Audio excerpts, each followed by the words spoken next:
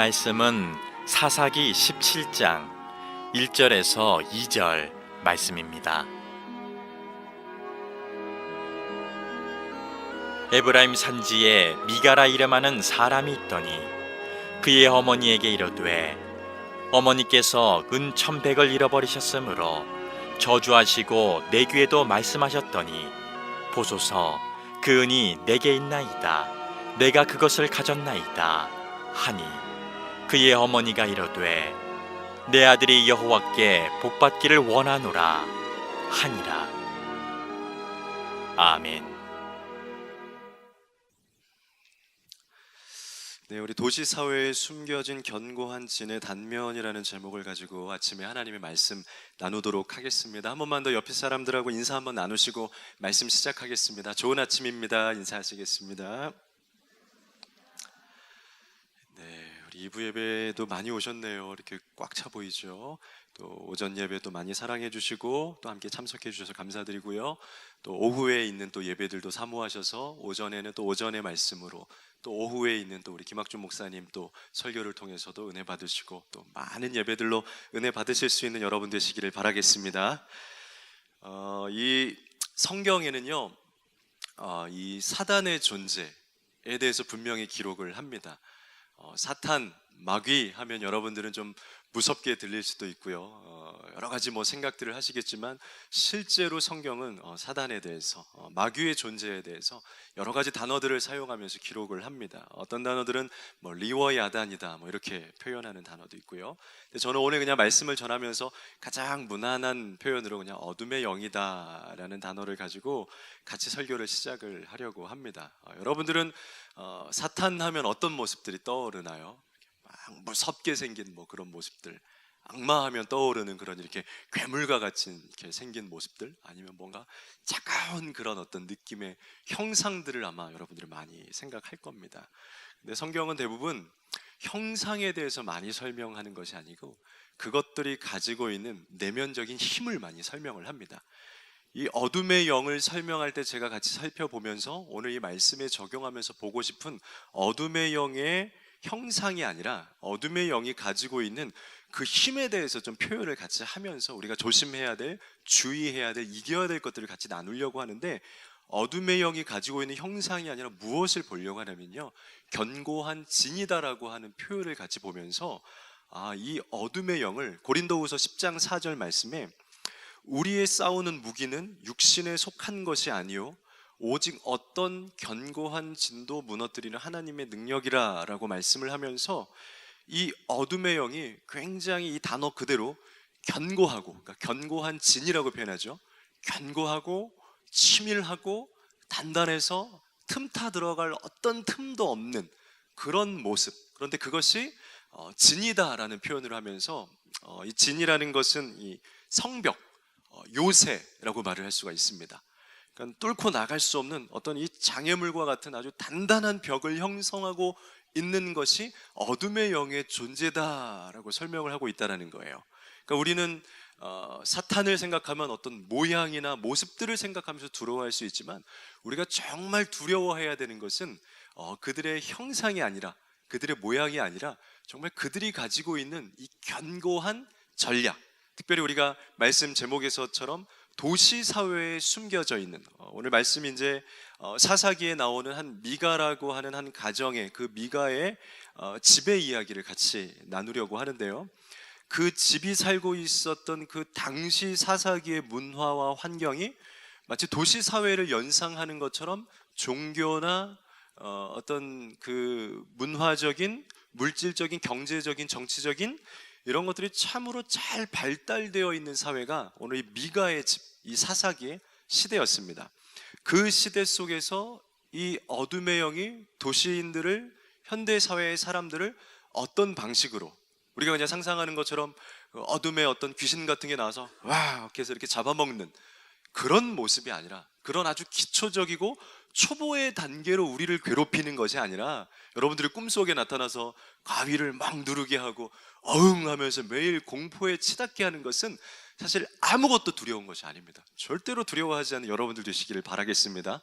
눈에 보이는 그런 어떤 귀신은 오히려 하나도 무섭지 않습니다. 그런데 오히려 오늘 성경에서 이제 보게 될 이 미가의 집에 틈타 있는 이 잘 발달된 도시 안에 틈타 있는 어둠의 영의 모습을 보면 진짜로 약간 소름이 끼치게 됩니다. 와, 이렇게 사람의 마음 속에, 가정 속에, 사회의 전반적인 모습 속에 틈타 있네. 그게 더 무서운 것이라는 것입니다. 그래서 고린도 후서에서는 그 어둠의 영을 이야기할 때 견고한 진과 같다, 이것을 깨트리기 위해서 우리가 기도하고 찬송하고 말씀하면서 대적해야 된다고 말하고 있다는 것이죠. 오늘 말씀을 통해서 우리 사회 속에 어떤 모습으로, 어떤 형태로 이 어둠의 영들이 나타나 있는지 함께 살펴보면서 같이 좀 은혜를 나누도록 하겠습니다. 오늘 주제가 되는 전체 본문의 이야기는 이 사사기 17장 전체의 이야기입니다. 1절 말씀에 보면 이야기가 조금 설명이 되어 있는데요. 에브라임 산지에 미가라 이름하는 사람이 있더니 라고 기록을 하면서 에브라임이라는 지역에 이 미가가 살고 있었다는 것을 설명을 하고 있습니다. 에브라임은 이스라엘에 있는 12지파들 중에서도 가장 토지가 비옥하고 살만한 땅이 에브라임 산지였습니다. 그래서 특별히 실로라고 하는 그들이 예배하고 하나님을 만날 수 있는 예배의 성막이 있는 것도 이 실로가 있는 것이 에브라임이었습니다. 그러니까 이 에브라임이라는 곳은 많은 사람들이 예배를 드리러 모이는 곳, 그리고 사람들이 많이 모였다는 것은 그만큼 그곳에 문화나 교육이나 여러 가지 경제가 발전을 이루고 있었던 곳이다라는 것이죠. 법궤가 있는 땅이었다는 거니까 도시였다라는 겁니다. 그런데 2절 말씀에 보면 이제 조금씩 이야기가, 재밌는 이야기들이 나오게 됩니다. 2절에 보니까 그의 어머니에게 이르되 어머니께서 은 1,100을 잃어버리셨으므로 저주하시고 라고 되어 있습니다. 이 미가의 집에 미가의 어머니가 있는데 이 어머니가 은 1,100을 잊어버렸다는 거예요.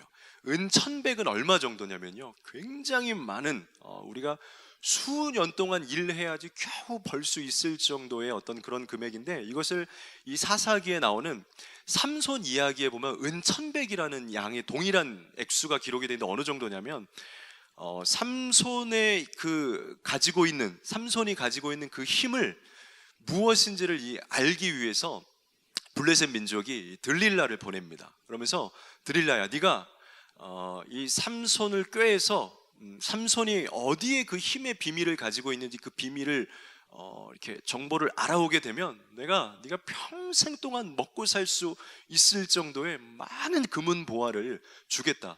그러니까 엄청난 그런 어떤 비밀스러운 작전이잖아요. 가장 큰 장수에게 가서 그 정보를 빼온다라는 건 어쩌면 자기의 목숨을 내어놓고 다가가야 되는 어떤 그런 정도의 힘이지 않습니까? 그런 작전에 갔을 때 대가로 줄 금액이 은 1,100이라고 기록이 되어 있어요. 그러니까 어느 정도겠어요? 그 정도라면 아마 그래도 무슨 몇만 원, 몇십만 원, 몇백만 원 정도가 아니라 아마 몇천만 원, 몇억, 몇십억의 수준이었을 거예요. 자기의 모든 걸 걸어서 할 수, 내 평생을 책임져 줄 수 있을 금액을 은 1,100이라고 하는데, 오늘 이 어머니가 은 1,100을 집에서 잊어버렸어요.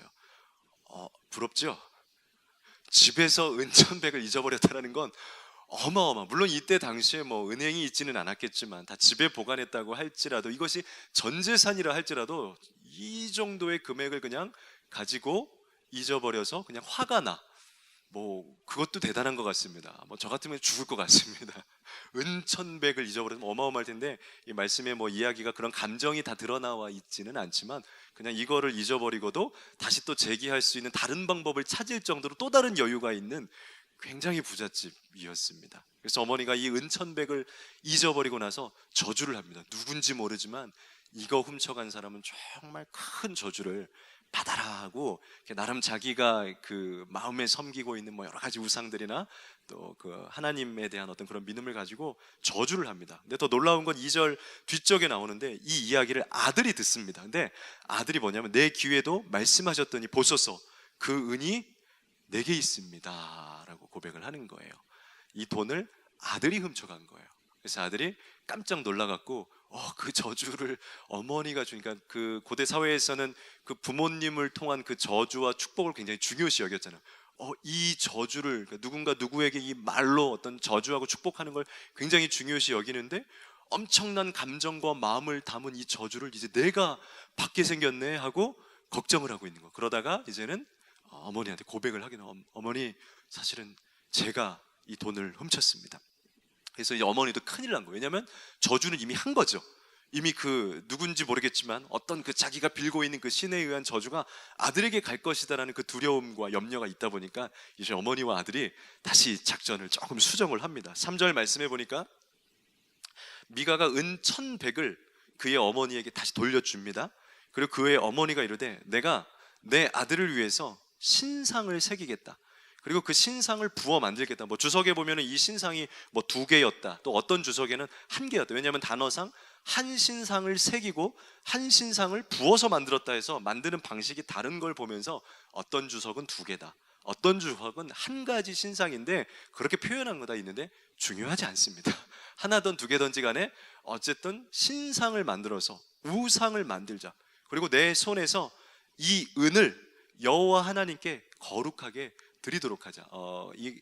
율법에 보면 이 돈에 대한 문제가 생겼을 때 뭐 도둑질을 했던가 뭐 갚지 못했던가 뭐 이런 일들이 생겼을 때 나중에는 이 문제를 해결하게 될 때 자기가 이제 원금을 주게 되고 그것에 대한 어떤 이 문제에 대한 어떤 그 대가로 5분의 1을 주게 되어 있습니다. 그래서 오늘 말씀에서도 이 지금 말하는 것이 네가 은 1,100을 잃어버렸는데 내가 너한테서 준 돈의 일부를 하나님께 다시, 그러니까 마치 돈을 갚는 것처럼 그 대가를 드리는 것처럼 법률적으로 해결하는 것처럼 내가 하나님께 드리겠다. 근데 이야기는 좀 이상합니다. 내가 하나님께 이 예물을 드리고 은 신상을 만들겠다라고 되어 있어요. 좀 이야기가 약간 이상하죠? 이상한 감이 오시죠? 그래서 그 이야기를 이제 좀 같이 풀어보면서 좀 나가려고 합니다. 이 가정 속에 도대체 이 어둠의 영이 귀신처럼 나오지는 않았어요.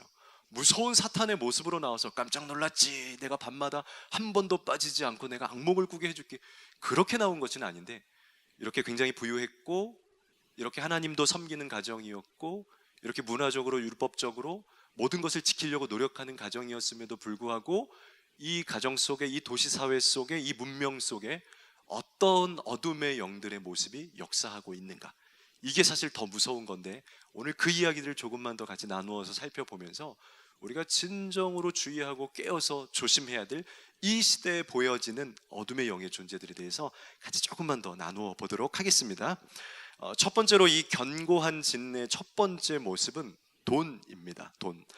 돈이 있으면 가능하고 돈이 없으면 불가능하다는 돈 중심의 사고방식이 오늘 이 미가의 집에서 발견할 수 있는 가장 중요한 사단의 어두운 영들의 전략과 방식입니다.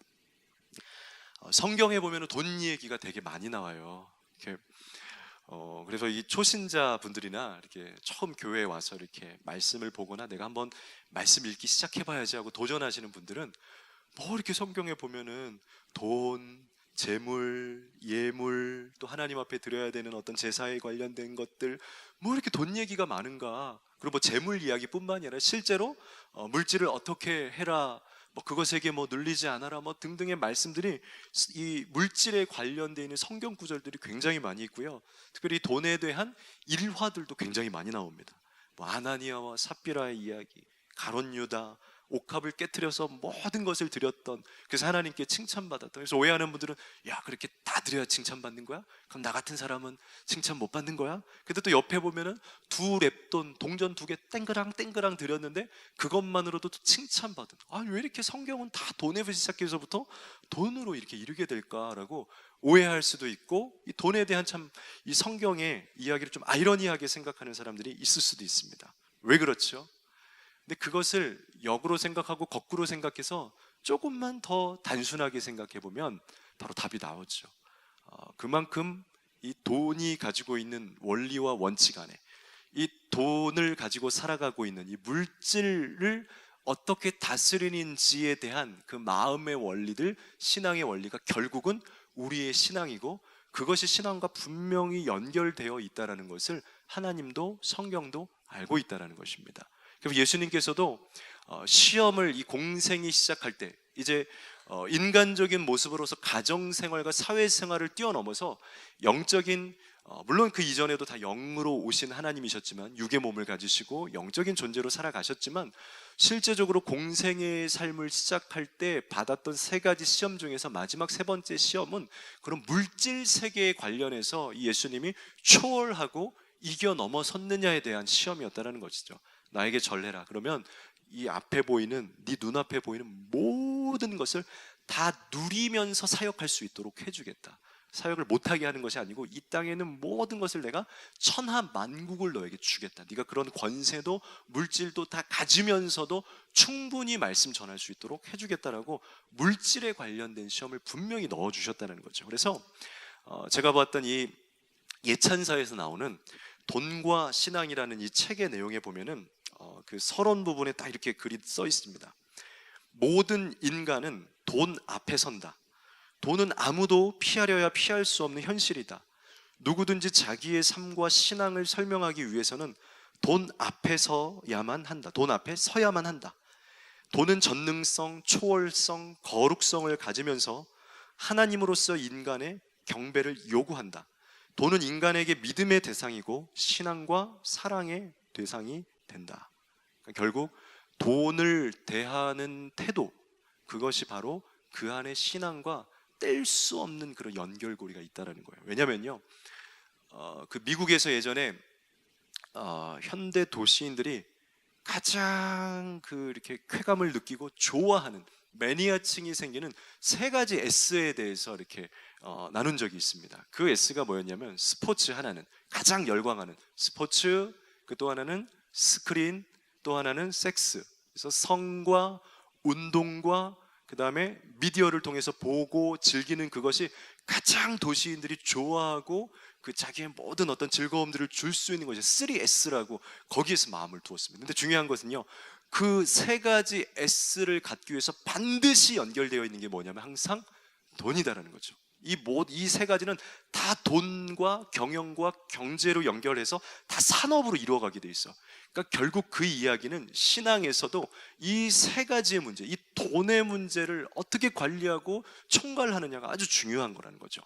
오늘 제가 사단의 얘기를 지금 전하고 있는데, 사단이 가지고 있는 중요한 이 시대에 보이지 않는 공격의 원칙이 하나가 있는데, 그것은 아주 눈에 보이는 공격이 아니다라는 거예요.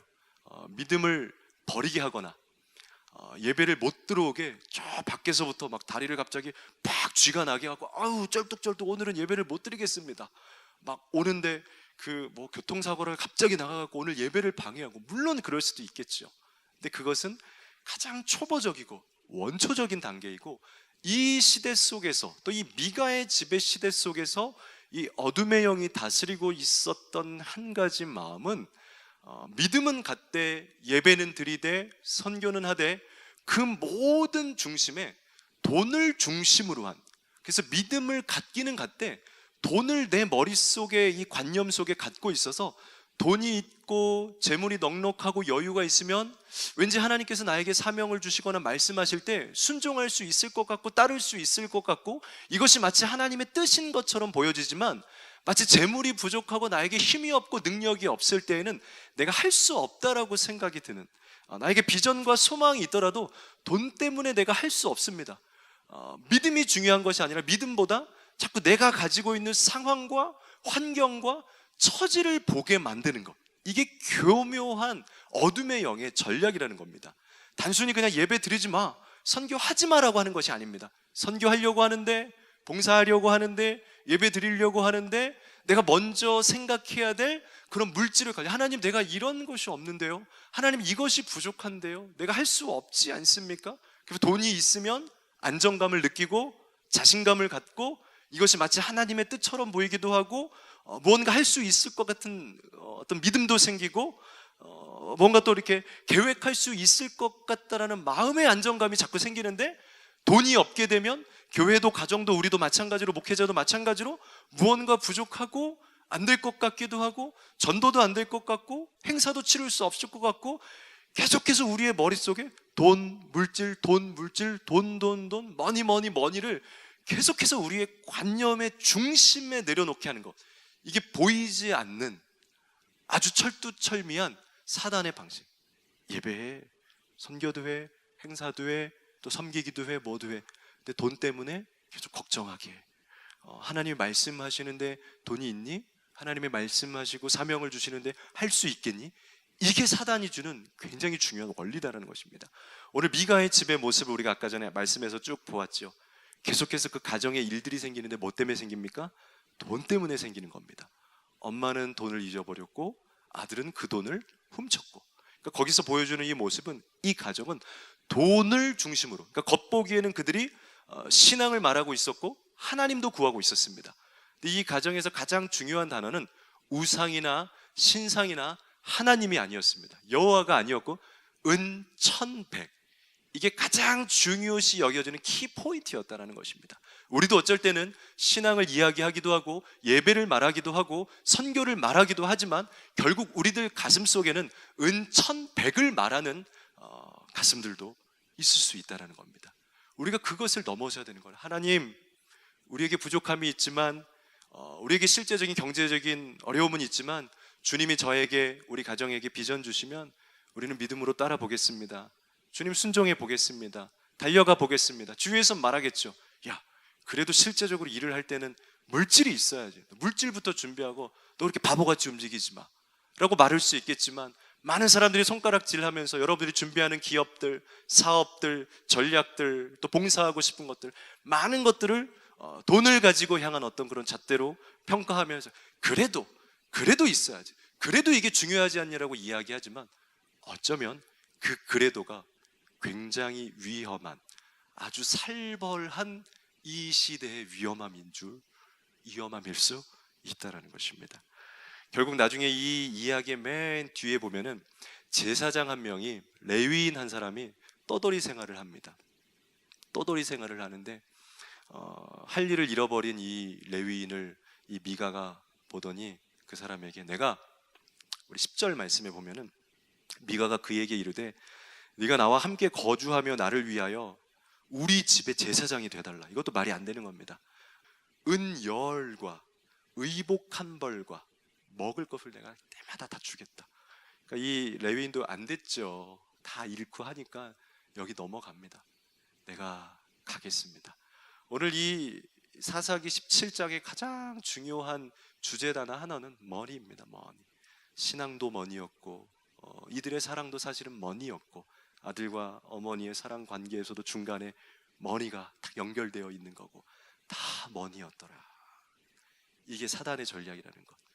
정말 하나님이 우리에게 물질을 주셨을 때는 어떻게 주셨냐면요, 창세기 1장 28절을 정말 제가 좋아하는 마음의 그런 구절이에요. 그래서 설교 때 많이 여러분들에게 보여드리지만, 이 세상을 살아갈 때 하나님이 주신 물질은 그것에게 우리가 눌리거나 그것을 따라가는, 쫓김당하는 삶을 살라고 이 땅에 어떤 물질과 부귀영화를 주신 것이 아니고 그것을 다스리라고, 그것을 초월하라고 주신 거예요. 창세기 1장 28절에 여러분 같이 한번 읽어보도록 하겠습니다. 여기 나오는 이제 복, 그리고 거기 나오는 물고기, 이런 게 다 돈이라고 생각하고 물질이다라고 생각하고 읽어보시면 됩니다. 함께 읽어보도록 하겠습니다. 시작. 하나님이 그들에게 복을 주시며 하나님이 그들에게 이르시되 생육하고 번성하여 땅에 충만하라, 땅을 정복하라, 바다의 물고기와 하늘의 새와 땅에 움직이는 모든 생물을 다스리라 하시니라. 아멘. 그 물질을 다스리라고 주신 거예요. 없어도 주의 일을 할 거면 생겨요. 부족해도 우리가 하나님의 음성을 들었으면 주신다라는 거예요. 근데 우리는 거꾸로 됐죠. 하나님 없어서 할 수가 없습니다. 부족하니까 안 되겠습니다. 이건 정복을 당한 거예요. 근데 믿음에 있는 사람들은 없어도 부족해도 연약해도 말씀하셨으면, 소망을 주셨으면, 음성을 주셨으면 있는 것과 없는 것과 상관없이, 야, 돈 네가 따라와, 나는 갈 거야, 나는 할 거야, 네가 따라하지. 그런데 거꾸로 된 사단에게 잠식된 사람은 얘를 따라가죠. 있나 없나, 맞나 안 맞나 껴보고 못 가겠다, 얘를 따라간다는. 근데 오늘 창세기 말씀에서는 분명하게 너희들이 그것 가운데 생육하고 번성해서 충만하고 정복하고 다스려라. 물질 세계를 다스려서 절대로 어둠의 영의 돈의 전략에 무너지지 않게 되는 여러분들의 가정들이 되기를 간절히 주님의 이름으로 축원을 드립니다. 우리 교회도 물질을 넘어서야 되고요, 한국 교회도 물질을 넘어선 교회관을 가져야 되고요, 특별히 어머니들, 아버지들 가정관에서도 기업관에서도 이 물질을 하나님 나에게 주신 도구요, 지팡이요 내 손에 있는 하나님의 것이다라고 안정감 있게 붙잡고 있는 여러분들이 되시기를 간절히 부탁을 드리겠습니다. 두 번째로 이 견고한 진, 이 미가의 집에 보여진 견고한 진의 두 번째 모습은 뭐냐면요, 바로 두 주인, 우상도 섬기고 하나님도 섬기는 두 주인의 신앙입니다. 얼마 전에 제가 기독교 TV에서요, 바로 지난주에 간증한 편을 이렇게 들었습니다. 이렇게 채널을 넘기다가 한 분이 나와서 간증을 하는데 귀에 솔깃하게 들리더라고요. 근데 이분이 모태신앙이었습니다. 그분이 이제 간증하는 내용의 주된 이야기는 모태신앙에 대한 이야기. 나는 모태신앙이었다. 그리고 오래된 그런 기독교 가문에서 정말 교회 한 번도 빠지지 않고 개근상장 받으면서 주일학교부터 중고등부, 청년부까지 활동했던 사람이다. 우리 친척 중에는 목사님이 되신 분들이 10명이나 된다. 가문 자체가 다 목회자의 가정이다. 그러면서 어느 날 자기가 이제 그 예배를 드리다가 우연히 그 설교 한 편을 이제 담임 목사님께서 전해 주시는데, 그날의 내용이 조금 생소하게, 요즘 많이 하지는 않는데 천국과 지옥에 대한 설교를 들었다는 거예요. 그래서 정말 여러분들이 갈 그 저 천국, 그 하늘나라를 소망하십시오. 그러나 그 하나님의 말씀을 순종하지 않고 따르지 않는 자들에겐 분명히 그 어두운 골짜기 지옥도 존재합니다. 그런 설교 말씀을 듣고 나서 집에 이제 이렇게 가고 있는데, 이상하게 그날따라 머릿속에 계속해서 내가 모태신앙이고 신앙생활도 오래 했고 예배도 빠지지 않고 드렸는데 내가 정말 그 천국에 갈 수 있을까라는 생각이 들더라는 거예요. 하나님의 어떤 그 터치가 시작된 것 같았어요. 그래서 그 고민이 자꾸 드는데 너무 마음이 아프고 고민이 되더라는 거예요. 그러면서 고민할 때 그 마음속에 한 가지 장면이 떠오르게 됐다는 거예요. 내가 정말 천국에 갈 수 있을까? 그래서 막 궁금하기도 하고 너무 알고 싶기도 하고. 근데 그 머릿속에 딱 떠오르는 그 그림이 뭐였냐면 자기가 두 손을 이렇게 딱 펼쳤는데 천국이 있더래요. 근데 양손에 천국이 있다라는 거예요. 두 가지 천국을 갖고 있었다는 거예요. 처음엔 이게 뭔지 몰랐다라는 거예요. 내가 두 개의 천국을 가졌네, 좋네 라는 것이 아니고, 사실은 오늘 말씀에서 나눈 것처럼 두 주인을 섬기고 있었던 그의 모습을 하나님이 정확히 보여주셨다는 거예요. 그러면서 머릿속에 떠올랐던 어떤 구절인지도 모르지만 성경 속에서 자기가 봤던 그 한 구절, 한 사람이 두 주인을 섬기지 못할지니라. 이 시대에 나타나는 사단의 또 다른 한 가지 전략은 뭐냐면요, 바로 두 주인을 갖게 하는 거예요. 이 한 주인을 못 믿게 하지 않는다는 거예요. 우리는 굉장히 단순해요. 우리는 그 기독교 초기의 생각을 너무 갖고 있어요. 예수 못 믿게, 하나님 모르게, 예배 안 드리게 생각하지만 요즘 사단은 전략을 확 바꿨어요. 여러분, 요즘에는 광고 영상 이런 것도 되게 특이한 거 알죠?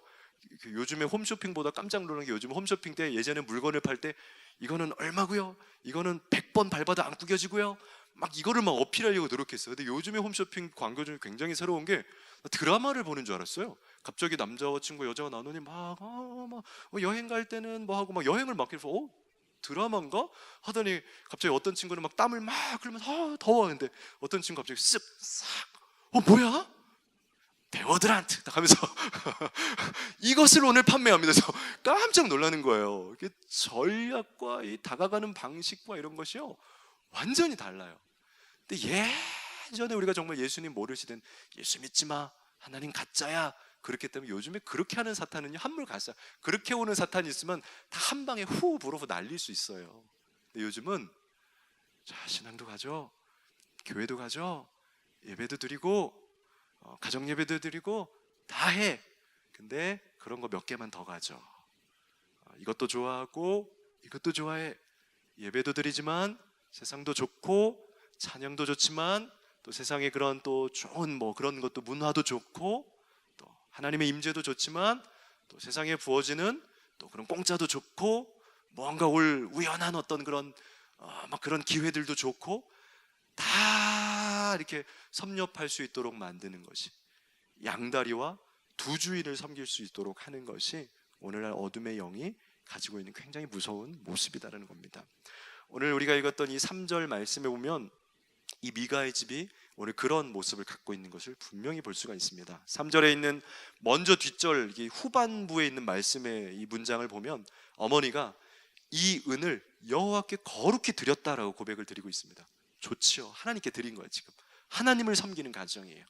근데 더 놀랄 만한 것은 그것보다 앞에 있는 구절인 거예요. 같은 3절의 앞에 있는 문장을 보면 이 은을 여호와께 드리면서 율법대로 하나님 앞에 5분의 1을 드리긴 드렸는데 율법대로 하나님 앞에 제사를 드리고 용서하시옵소서. 우리 둘의 문제는 이제 해결됐습니다. 하나님 보셨죠? 법적인 관계는 끝났습니다. 하나님을 찬양합니다. 예배합니다. 그런데 그 앞에 있는 구절에는 내가 이제 이 아들을 위해서는 신상을 부어 만들고 신상을 내가 새겨서 만들겠다. 하나님께 할 도리는 하나님께 하고 세상에게 할 도리는 세상에게 하면서 두 가지를 하나도 놓치고 싶지 않은 이 미가의 집의 어머니와 아들의 모습을 보면서 저는 굉장히 놀라는 거야. 이게 오늘 우리의 사회 속에 숨어있는 진짜 어둠의 영의 모습이구나. 귀신처럼 깜짝 놀라는 모습이 이제 더 이상 무섭지가 않은 거예요. 가위도 무섭지 않습니다.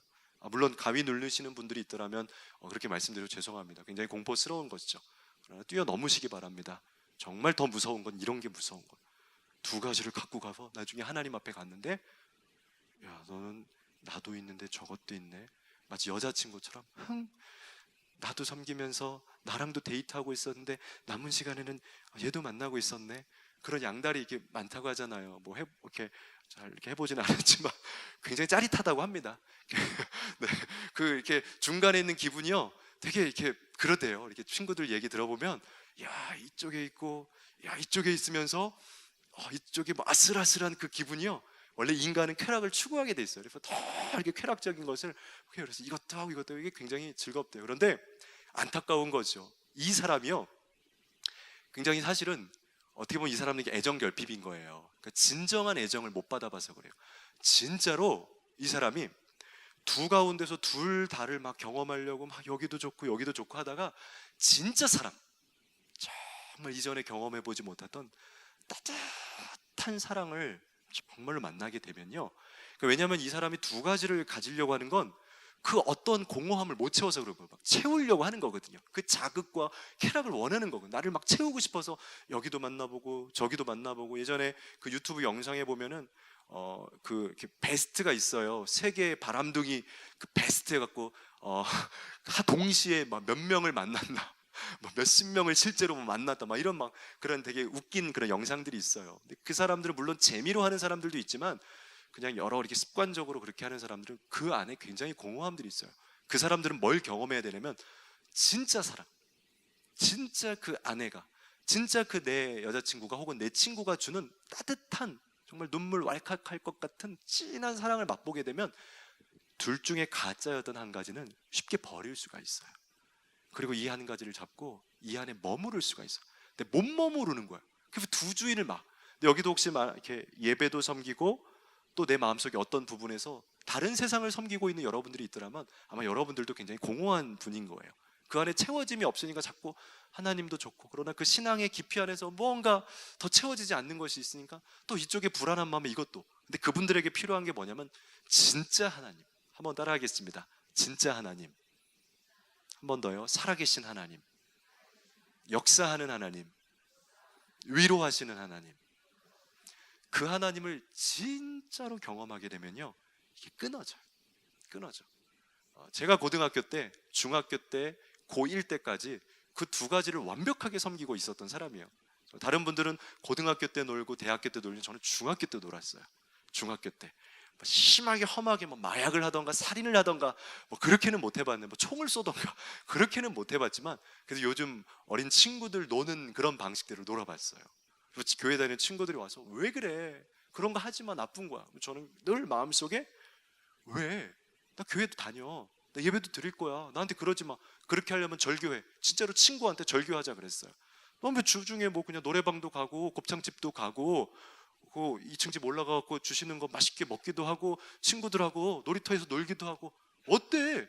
나 주일날은 찬양팀도 하고 여러 가지를 하고 있어. 근데 어느 날 가끔씩 제가 간증하지만 정말 하나님을 만나게 되는데, 이 놀이터에서 만나는 그 쾌락과 하나님이 예배에서 부어주시는 그 쾌락이 비교도 너무 좋아요. 비교가 아닌 거예요. 정말 하나님이 그 제 어린 시절부터 가슴 깊이 가지고 있는 그 모든 것을 만져주시는데, 그제야 비로소 내 가슴이 다 채워지는 거예요. 그리고 두 가지를 섬기고 있었던 이 하나를 정말이에요, 그때 바로 딱 끊었어요. 누가 와서 한 친구도 뭐라고 한 친구도 없어요. 근데 그때 그 경험을 가지고 나서 집에 돌아가면서 머릿속에 내가 왜 그랬지? 이제 그런 거 하지 말아야겠다. 그리고 그 이후로 바로 제가 좋아하는 것들을 뭐 좋아하게 해요? 제가 좋아했던 것들을 다 끊었어요. 그리고 매일 찬양하고 찬양팀하고 이렇게 막 그 교회 다니는 친구들하고 운동하고 그 즐거움을 맛본 거죠. 그러니까 이 미가의 집은요, 안 된 거예요. 진짜 깊은 그 만남과 터치를 못 해본 거예요. 오늘날 도시사회 속에서 예배드리는 많은 성도님들이요, 이런 가정들이 정말 많아요. 어쩌면 우리의 탓이기도 하죠. 정말 하나님 못 만난 거예요. 그러다 보니까 여기서도 예배의 어떤 의미는 알기 때문에, 해야 된다는 건 알기 때문에 하고는 있지만 또 안에 비어진 마음을 가지고 또 세상에 가서 또 그 불안한 마음들이 있잖아요. 세상 살다 보면 당연하죠. 불안할 수밖에 없어요. 얼마나 세상에 많은 그런 경제적인 시험과 여러 가지 막 그때그때 다가오는 막 부도와 사기와 얼마나 불안해요. 하나님 앞에 예배 드리고 하고는 있지만 그 불안한 마음을 또 다른 주인들을 찾아가면서 또 다른 데 뭐 여러 가지 방식들을 추구하고 있는 그 안타까운 모습, 오늘 미가의 집의 모습들. 근데 이것이 긍휼하지만 사단이 바로 그렇게 접근하여서 우리들을 괴롭히고 있는 이 모습들이 담겨 있다는 겁니다. 그래서 마태복음 6장 24절에는 아무도 두 주인을 섬기지 못한다. 한쪽을 미워하고 다른 쪽을 사랑하거나 한쪽을 중히 여기고 다른 쪽을 업신 여길 것이다. 너희는 하나님과 재물을 아울러 섬길 수 없다라고. 신명기 5장 7절에도 나 외에는 다른 신들을 내게 두지 말지리라 라고 기록을 하고 있습니다. 우리 안에 스며들고 있는 안타까운 마음, 여러 가지를 섬길 수밖에 없는 우리들의 연약함들 속에 혹시 그런 분들이 있더라면 오늘 그렇게 기도하십시오. 여러분들이 기도해야 하는 건 끊고자 기도하는 것보다는 제가 볼 때는 하나님을 만나게 해주십시오. 깊이 만나게 해주십시오. 하나님의 진정한 그 사랑의 손길을 경험하게 해주십시오. 그렇게 기도해 주세요. 그런 분들을 향해서. 그러면 해결됩니다. 그걸 맛보면 나머지는 바로 끊깁니다. 그러니까 접근법을 다르게 가야 돼요. 야, 끊어는 안 됩니다. 하나님을 만나는 거죠. 마지막으로 세 번째는 무책임입니다. 사단의 전략 세 번째로는 무책임. 복음과 사회의 무책임한 연관성이 바로 이 마지막 이 사단의 이 미가의 사회에 보여주고 있는 사단의 전략입니다. 이스라엘 백성들은 그들의 그 사회가 조직되는, 그들의 민족이 만들어지는 공동체 조직의 원리 속에, 그러니까 종교와 사회가 구성되게 될 때 사회 구조가 있고 종교 구조가 있죠. 따로 있는 것 같지만 이스라엘 백성들은 서로 책임의 관계, 어떻게 보면 하나의 관계를, 그러니까 상호 그 보완하고 서로 협력하는 그런 책임을 져주는 관계로 이 민족이 구성을 되었습니다. 그게 굉장히 안전한 거예요. 쉽게 말해서 이스라엘 백성들은 12지파가 있죠. 그 12지파는 자기들이 열심히 일을 합니다. 그리고 나서 그 열심히 일한 것을 가지고 레위인들에게 또 이 성소에게, 성막에 하나님 앞에 정해진 예물을 드리고 그들을 책임져 주는 삶을 살게 됩니다. 그러면 거꾸로 레위인들은 그 하나님의 그 우리 주민들이 준 그 양식과 그런 것들을 가지고 은혜를 받고 다시 이 가정들을 위해서 예물을 드린 헌금 드리고 제사를 준비한 이 민족들을 위해서 축복하면서 이 나라가 건강하고 안전하고 그런 어떤 자연의 재해 속에서도 비와 하늘의 어떤 태양의 그런 보호 속에서도 잘 살아갈 수 있도록 나라와 민족을 축복하는 일들을 했다라는 거죠. 그러니까 서로가 서로를 축복하고 격려하면서 한 마음으로 모두가 서로를 책임지는 사회가 이스라엘 백성들의 기본 원리였습니다. 이것이 굉장히 그들이 무너지지 않는, 그들이 여태까지도 기독교 복음과 사회를 가지고 있을 수 있는 굉장히 중요한 책임의 관계였다는 것입니다. 근데 오늘 이 사사기 속에 나타난 굉장히 묘한 모습은 그 모습이 끊어진 모습인 겁니다. 7절, 8절 말씀에 보면요, 유다 가족에 속한 유다 베들레헴에 한 청년이 있었으니 그는 레위인으로서 거기서 거류하였더라. 원래는 유다 백성에게, 유다 족속에게 속해 있는, 그러니까 유다 지파를, 그러니까 자기의 어떤 사역지로 배정을 받은, 그러니까 레위인들은 12지파에 골고루 흩어져서 자기의 사명들을 감당했어요. 자기에게 구역이 있었던 거예요. 유다 지파에서 자기의 사명을 감당해야 될 역할을 가진 사람이었는데 8절에 보면 그 사람이 거주할 곳을 찾고자 하여서 그 성읍 유다 베들레헴을 떠납니다. 그러다가 오늘 에브라임, 미가가 있는 다른 지파까지 오게 되는 겁니다. 뭡니까? 레위인이 이제 자리가 없다라는 거예요. 일할 곳이 없고, 또 거꾸로 말하면 그가 어떤 그 지역 주민들의 어떤 그 도움을 이제 받지 못하고 있다라는 거예요. 오늘 이 이야기는 어떤 이야기를 하는 거냐면, 여러분들에게 뭐 레위인을 교회에게 예물을 드리십시오, 책임지십시오, 그 이야기를 한 어떤 그런 단편적인 모습을 이야기하는 것이 아니에요. 복음의 문제를 이야기하는 거예요. 이스라엘 백성들이 가지고 있었던, 그리고 우리날 이 대한민국 사회가 초창기에 기독교에 가지고 있었던 복음이 안전하고 건강할 수 있었던 중요한 이유들은 뭐냐면요, 가정이 가정으로서 가족애, 자기애, 그러니까 우리를 사랑하고 가족을 사랑하는 것에서 끝나지 않고 이 나라에게 주신, 이 땅에게 주신 복음과 이 구원의 책임이 우리에게 있다라는 책임감들을 가지고 있었다는 거예요. 전도가 안 되는 것, 이 나라의 하나님의 말씀이 증거되지 않는 것, 혹은 이 나라의 교회가 어려워지고 이러는 것들이 교회의 책임이 아니라, 목회자의 책임이 아니라 동일하게 우리의 책임이다. 그래서 비가 오면 교회에 비가 새지는 않을까? 눈이 오면 교회의 눈길이 미끄럽지 않을까? 그거는 성직자 일이잖아요. 그런 의미가 아니라 단순히 일적인 이야기를 하는 것이 아니고 그들의 백성들의 마음속에 복음과 구원과 하나님 나라와 이 땅의 모든 역사적인 관점이, 물론 우리는 눈에 보이기에는 레위인과 그들의 생활을 책임져 주지만 그것을 통해서 우리가 이 하나님의 나라를 다스리고 있다라는, 이 하나님의 나라와 전도와 역사는 우리의 책임 속에 있다라는 무한한 강력한 책임감들이 그들에게 있었다라는 거예요. 근데 그것이 시간이 변질되면 변질될수록 그 책임감이라는 것이 기독교와 종교와 이 어떤 구원에 대한 것들은 점점 멀어지게 되고, 내 가족, 어쩔 수 없죠. 시대가 어려워지고 계속된 전쟁과 주변 강대국들이 밀려오고 있으니까 가족을 지키기 위해서 애쓰죠. 오늘 미가의 지역이 그렇게 된 거예요. 그러다 보니까 이제 점점점 교회는 좀 교회가 알아서 하시고요, 복음은 좀 복음의 문제가 알아서 하시고요, 구원은 구원할, 전도할 사람들이 하는 거죠. 내가 먼저 가족을 챙기고 내 지역을 챙기겠습니다. 그래서 종교와 사회가 나누어진 거예요. 근데 그게 어떻게 보면 굉장히 깔끔하고 클리어한 것 같지만, 하나님의 복음은요, 우리 그 베드로전서인가요? 그 말씀에도 있지만 너희가 왕 같은 제사장이고 너희가 다, 그래서 기독교가 다시 개혁을 한 거잖아요. 그 모든 권한이 목회자와 교회에게 있다라고 생각하고 교회가 그걸 다 해주십시오, 교회만 말씀 묵상하고 교회만 설교하던 시대 속에서 그 모든 권한이 사실은 평신도에게 들어가게 된 상권이 종교의 개혁인 거예요. 그러니까 잘한 거예요. 성경대로 간 거예요. 사회와 종교가 한 마음을 합쳐서 전도가 안 되는 거, 또 이 시대가 악해져 가는 거, 이 시대의 연약한 사람들을 살리지 못하는 거, 이 모든 것들 속에 다 우리의 탓입니다. 우리가 기도해야겠습니다. 같이 함께 힘을 합치고 같이 함께 연합을 하게 되는, 그것이 하나님 나의 문제입니다, 그것이 내 탓입니다라고 여기는 세대일 때 이스라엘도 우리나라의 초창기의 기독교 사회도 잘 가고 있었습니다. 근데 점점점 여러 가지 어려워질수록 이 사탄은 그걸 딱 나누어 줍니다. 사회 따로, 종교 따로. 그래서 교회에 와서는 예배 드릴 때에는 우리가 그들을 위해서 기도하지만, 그런 나에게 이것이 내 책임이라고까지는 들지 않는, 그러지 않습니까? 당연히 아마 어떤 분들은 요 정도 이렇게 말씀 전하게 되면 그거는 너무 목사님이 조금 이렇게 너무 이렇게 뭐랄까 이렇게 극하게 좀 표현한 것이 아닌가. 그렇지 않습니다.